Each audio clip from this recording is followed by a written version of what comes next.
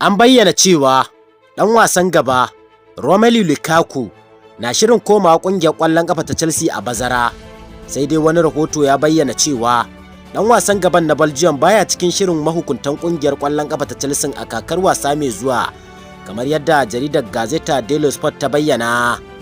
Ƙungiyoyin AC Milan, Inter Milan da Juventus na zawarcin Roberto Firmino bayan da aka tabbatar da cewa ɗan wasan gaban na ƙasar Brazil ba zai sabunta kwantaraginsa da ƙungiyar ƙwallon ƙafa ta Liverpool ba, kamar yadda jaridar Football Italia ta rawaito.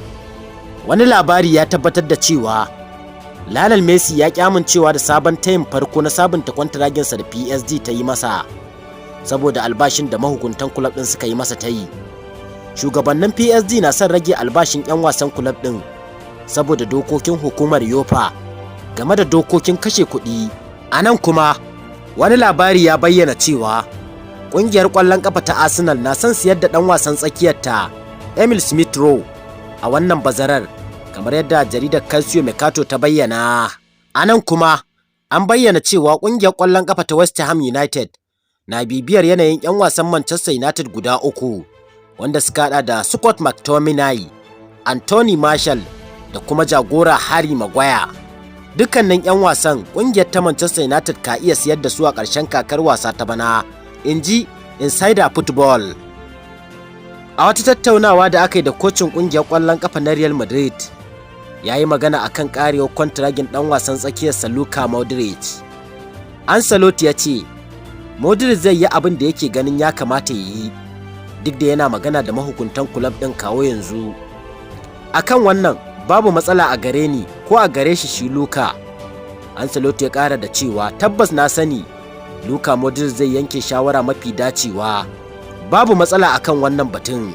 Wani rahoto ya bayyana cewa ƙungiyoyin Aston Villa, Everton da kuma West Ham United na shirin fafatawa da junansu ta hanyar musayan ɗan wasa a wannan bazarar kan ɗan wasan Flamengo Pedro, inji jaridar Fijaces. A nan kuma an bayyana cewa ƙungiyar ƙwallon ƙafa ta Bayern Munich ta shirya tsaf tare da tayin siyan ɗan wasan gaba Harry Kane daga ƙungiyar ƙwallon ƙafa ta Tottenham a ƙarshen kakar wasa ta bana, kamar yadda jaridar Nantimin ta bayyana. A nan ma dai wani rahoto ya bayyana cewa ƙungiyar ƙwallon ƙafa ta Tottenham Hotspur na kallon mai tsaron raga Emi Martinez, wanda ya lashe gasar cin kofin duniya tare da ƙasar Argentina, a matsayin wanda zai maye gurbin mai tsaron ragar ƙungiyar kuma Captain Hugo Lloris, a cewar jaridar Nantimin.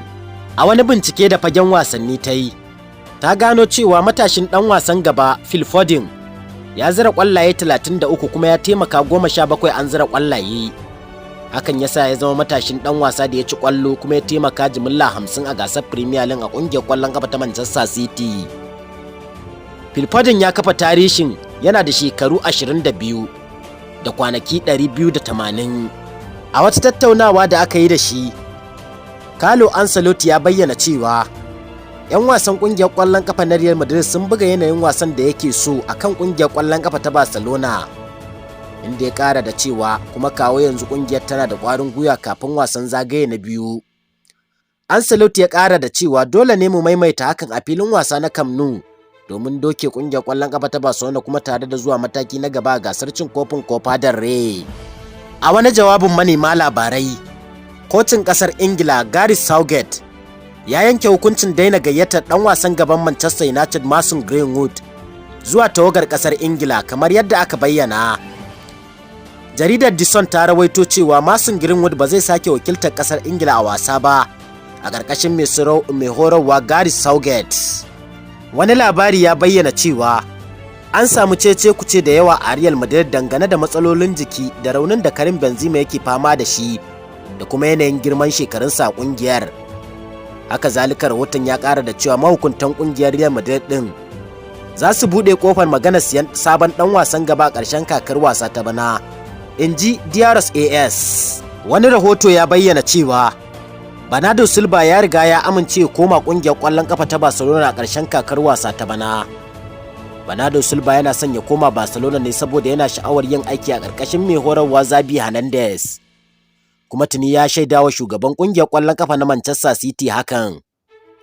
Shugaban ƙungiyar ƙwallon ƙafa na Manchester City ya shaidawa Bernardo Silva cewa idan kana son tafiya kawai ka tafi, a ganawarsu ta ƙarshe.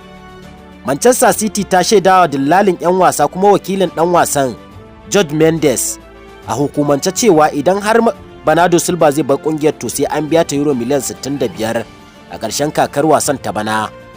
Barcelona ba za ta samu matsala ba wajen biyan wannan kuɗin ba, domin ƙungiyar tana da ƙarfin da za ta iya ɗaukar nauyinsa tare da albashinsa, in ji Sport. Wani rahoto ya bayyana cewa Manchester United, Liverpool da Chelsea duk suna sa ido a yanayin ɗan wasa Kylian Mbappe a PSG, kamar yadda jaridar Football Insider ta rawaito. An bayyana cewa ɗan wasan mai shekaru 24 zai bar Paris Saint-Germain idan bai tsoyita kwantiraginsa da ƙungiyar ta Paris ba. Kuma rahoton ya ƙara da cewa ƙungiyoyin Premier ɗin uku sun san cewa duk wata yarjejeniya da za a yi kan ɗaukar ɗan wasan za ta yi matuƙar wahala.